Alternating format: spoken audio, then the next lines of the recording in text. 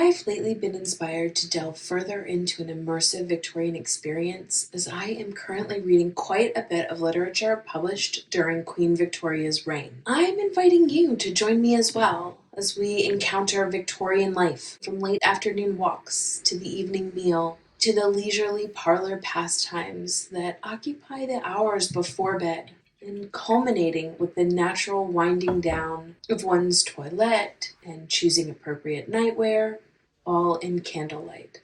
Along the way, I'll share what I've learned of period etiquette and how domestic life really shaped these nightly rituals. So dim your lights, light a candle, and let's step back in time as we journey into the quiet world of a Victorian evening.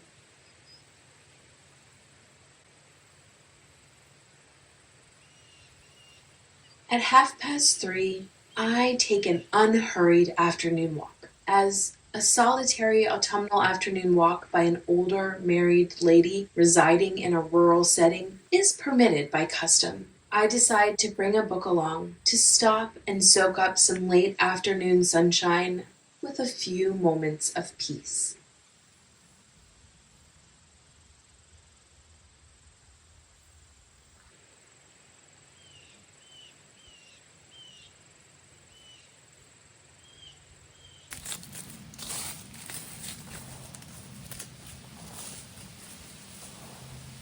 The trees are starting to become a bit more bare, and the path is strewn with leaves that crunch underfoot. My skirt rustles softly as I go. A shawl wraps around me, close against the chill. But the air is still warm in the sunshine, and I decide to take my shawl off and enjoy the sun as it lingers only a little while longer.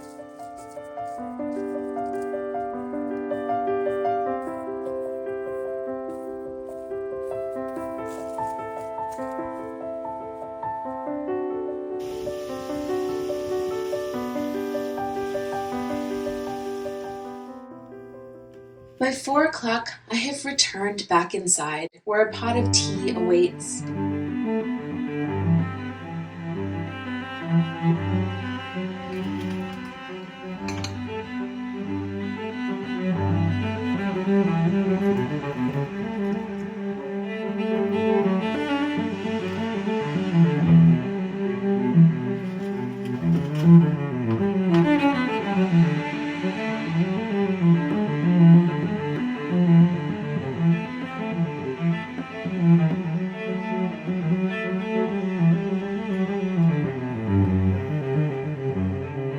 The porcelain cup is warmed in my hands, and I sip slowly, savoring the comfort of the hour with lady fingers set neatly on a tray.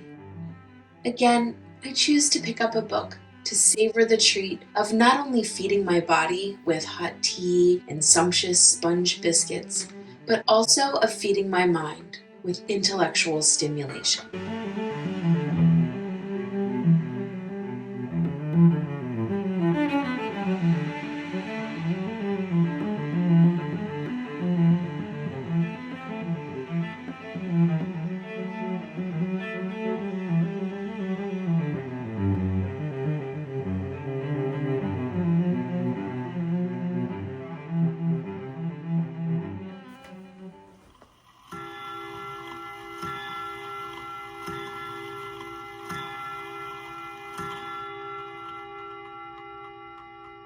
As the clock strikes 5, I seat myself at my desk.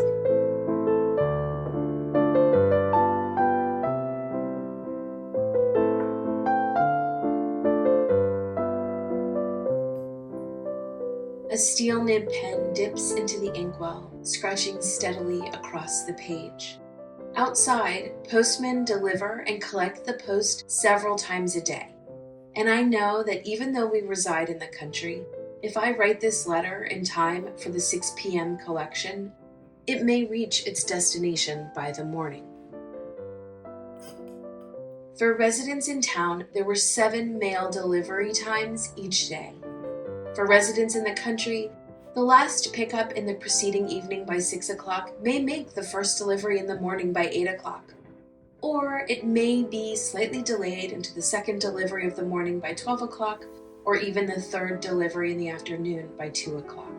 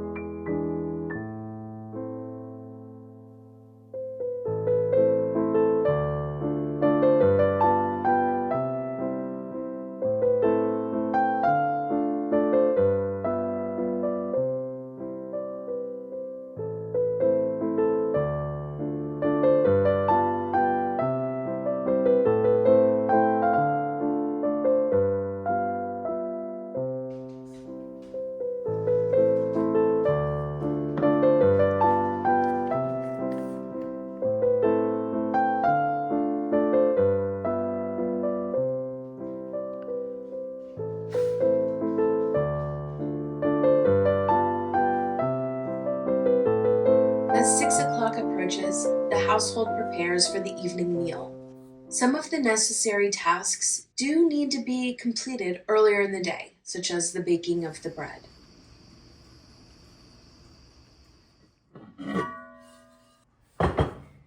The collection of herbs for inclusion in the bouquet garni is also best done earlier in the day, before the evening dew dampens the plants. To stave off the evening chill, we prepare Queen Victoria's Brown Windsor soup, which is basically a hearty beef stew. The quiet rhythm of preparing the evening meal fills the twilight hour. The day drifts towards close, and with it, the day softens into its autumn shadows. By 7, we are gathered at the table to savor a hearty meal of a few courses. We chose to incorporate the Victorian style known as service à la française by placing the food directly on the table and allowing each person to serve themselves.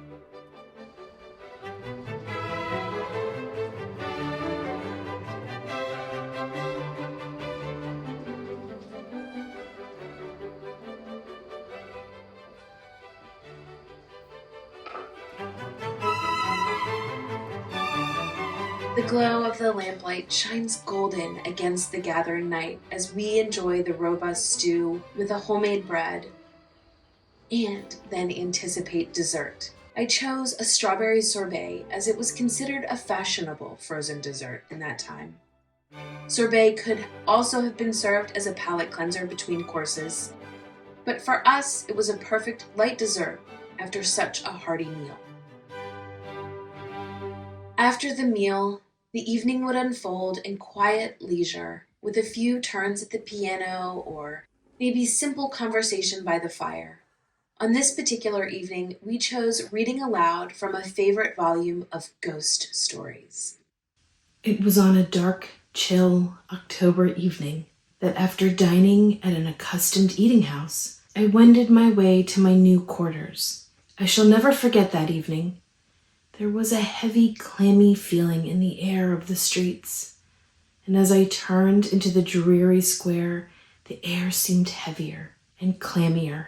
On arriving at my chambers, I found the spirit-sodden old creature who had attached herself to me as a laundress and charwoman in the act of setting out the tea things. The lamp was lighted, and a bright fire burned in the grate. On my coming in, the old woman mumbled a few words, the meaning of which I did not catch. However, well pleased with the air of comfort she had imparted to the place, I wished her a cheery good night as she went out. The fire had burned low, occasionally crackling and ticking. The lamp, as I had mentioned, was burning dimly, and a large portion of the room was in deep shadow. Though all my mental faculties were struggling painfully into life, my vital action seemed suspended, and I was unable to move hand or foot. A cold perspiration burst forth from my pores as I made tremendous but vain efforts to shake off the incubus that was upon me. My feeling was not one of impotence. It was as though I had been frozen into a solid block of ice. I endeavored to call out. I had no power over my voice and could not utter a sound. But as I gasped and panted, there stole into my nostrils a deadly, terrible, overpowering stench, unmistakable in its penetrating sickliness to me who had frequented hospitals. It was the dread odor of decomposing mortality that was suffocating me as I sat. I felt that I must break the spell or die. With one terrific exertion that strained every nerve and muscle, I burst forth from the chair and fell cowering on my knees before the fire. The lamp had gone out. A faint gleam from the fire afforded the only light in the room. When I was discovered in the morning, my friends, who were telegraphed for, removed me to the country, where, amongst cheerful scenes and people, I finally did recover. I have never again entered the chambers I occupied for so short a time. Indeed, nothing would induce me ever again to enter Gray's Inn Square. At 9, I retire from the parlor to start the routine for preparing for sleep. A nightgown replaces the day's attire.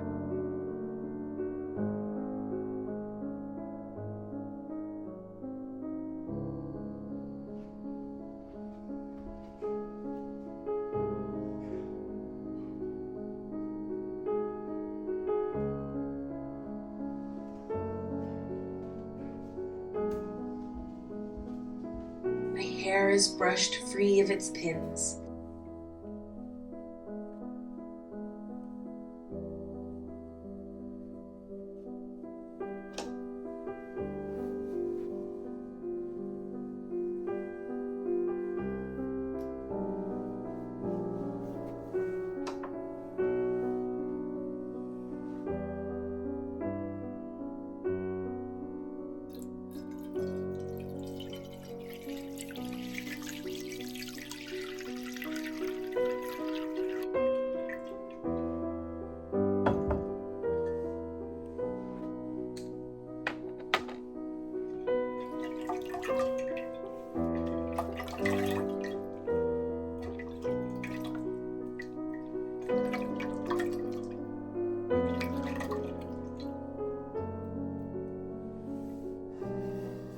I wash my face in cool water, pat it dry, and let the hush of evening fold around me.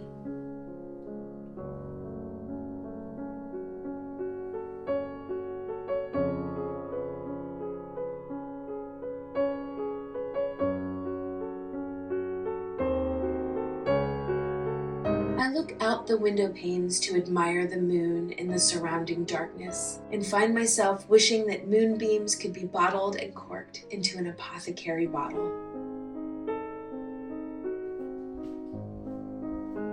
By 10 p.m., the candles are snuffed and the house falls silent, and I fall into my first sleep. But at 2 o'clock, I wake. Biphasic sleep is a habit of sleeping in a first sleep for a few hours, and then to awaken for a pause in the night.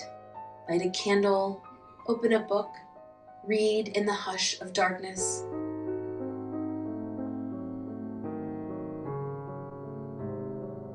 It is the secret hour, the stillness between sleeps. For a time, I read a few quiet pages in the soft flicker of candlelight.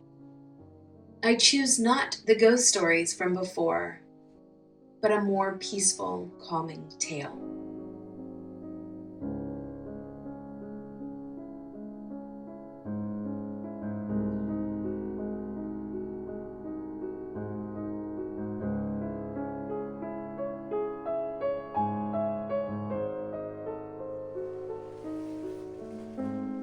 I struggle to make it until 3, but at that time the candle is blown out, and once more I return to slumber for my second sleep until morning light.